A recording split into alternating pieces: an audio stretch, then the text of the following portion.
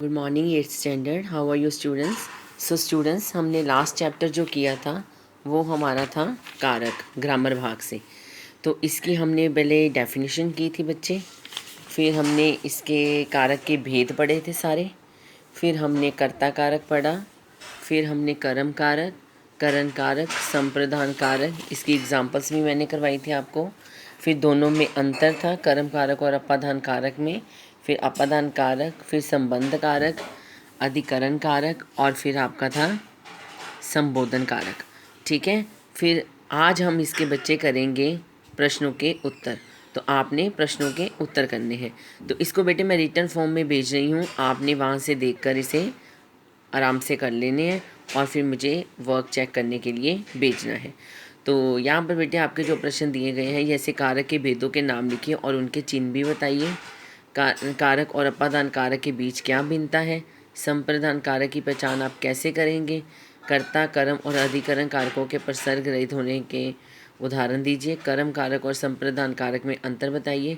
संबोधन कारक का क्या प्रयोग है? तो ये बेटे मैंने आपको रिटर्न में PDF भेज रही हूँ, उससे आपने कर लेने हैं। उसके बाद आपको बेटे मैंने ये आपकी बैक एक्सरसाइज है, कारक संबंधी त्रुटि पहचान का शुद्ध रूप में वाक्य दोबारा लिखिए।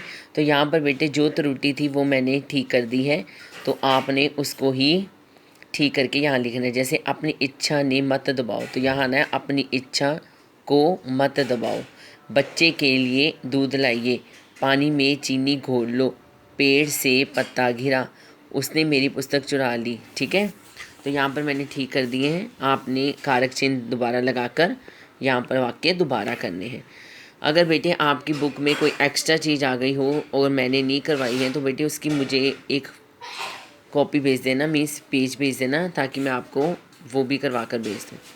निम्नलिखित कारकों का प्रयोग करते हुए वाक्य बनाइए।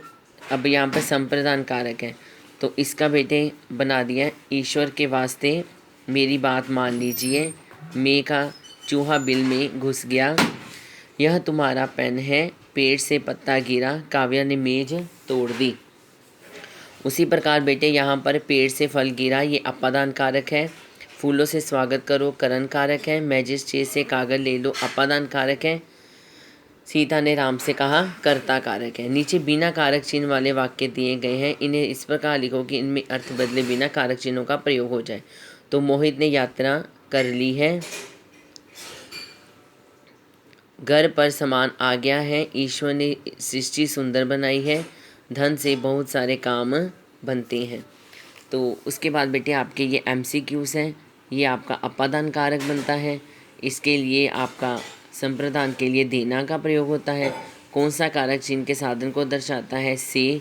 अधिकरण कारक दर्शाता है संबंध से। ठीक है बेटे, तो ये आपका चैप्टर है। आज आपने बेटे इतना ही करना है। उसके बाद अब हम न्यू चैप्टर शुरू करेंगे। तब तक के लिए आपने ये बैक एक्सरसाइज, इसकी मैं PDF भेज रही हूँ, ये आपने करनी है। और इसके उपरांत आपने इसके जो प्रश्न उत्तर हैं वो भी फेयर कॉपी पर करने हैं। और इसके अतिरिक्त बेटे आपको जो भी चैप्टर में समझ नहीं आया आप मुझसे पूछ सकते हैं। ठीक है, लेकिन आपने ये सारा वर्क कंप्लीट ज़रूर करना है। और इसके साथ बेटे आपने ये चैप्टर अच्छी तरह से लर्न भी करना है। अब जब नेक्स्ट पीरियड आपका आएगा तो मैं इसके प्रश्न उत्तर और इसकी बैक एक्सरसाइज का टेस्ट ज़रूर लूँगी।